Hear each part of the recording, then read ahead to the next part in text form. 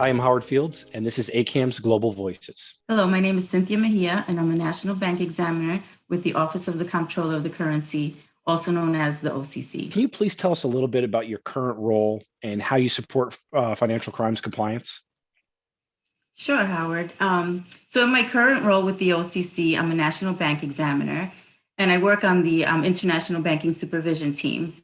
As such, I supervise international banks with operations in the United States.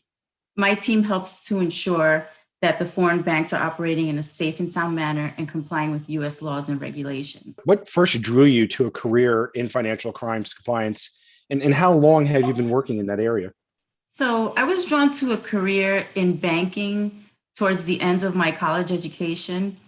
Honestly, when I was in graduate school, I had not initially considered a career in banking or compliance for that matter.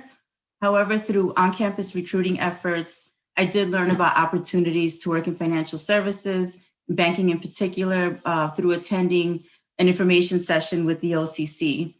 After hearing about bank supervision and various ways to contribute to that effort, I applied for a job with the OCC, and that was an entry-level position, and that was about 16 years ago. As an examiner, I initially focused on financial analysis, but through exposure to BSA and AML programs, I decided to specialize in compliance, as I found that to be probably the most interesting part of my job at the time. You're ACAMS certified. Can you just explain what role that certification has played in your career development and your day-to-day work as well? Sure. So the CAMS certification has played a huge role in my career development and in my day-to-day work. Having the CAMS certification, I believe, has given me a higher degree of credibility, both in my current role as a regulator and in my previous roles working in financial institutions. It has provided me with numerous opportunities in my career that I don't think I would have had the opportunities open to me if I didn't have the designation. You know, it may sound like a commercial. I'm not trying to sound like a commercial, but having the CAMS designation really is synonymous with having subject matter expertise in financial crimes compliance. So whether it's, being able to speak to what's going on in the industry today, or taking advantage of webinars that are offered and articles that we regularly get, those are things that have really helped me to stay abreast of what's going on in anti-money laundering and financial crimes compliance. And again, in my role as a regulator, it helps me maintain awareness of the challenges that bankers are facing today and helps me, understand their programs. What advice would you have for someone that's new in the industry, a new analyst that's just starting off in their financial crimes compliance career? So the advice I would give to someone new to the industry is, well, I would advise them to join industry groups like ACAMS and take advantage of training opportunities offered like webinars and conferences. I would encourage them to read industry publications and to stay abreast of what's going on in the industry. I would point them to some good sources. I mean, there's a lot of publicly available information out there around consent orders that describe program failures. And while those failures are unfortunate, I think they're a good training tool for someone new to the industry so that they understand, what a good program looks like versus what factors can lead into the need for improvement. So those are just a few of the things that I would recommend to them. So in addition to the education that you have, what's which has been more valuable for your career? Has it been your education or some of the hands-on experience you've actually had? I'd have to say that my education and my experience have been equally valuable in my career. I mean, my education in my degree in international business gave me the tools and the knowledge to be successful, but my experience working in the industry and in this field has really given me the opportunity to use those tools and to really understand the importance of what we do.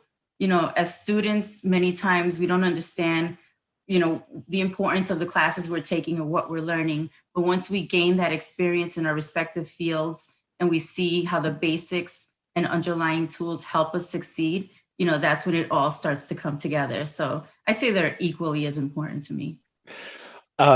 If you can go back in time, is there something you would change in your career development, your career path to make things better?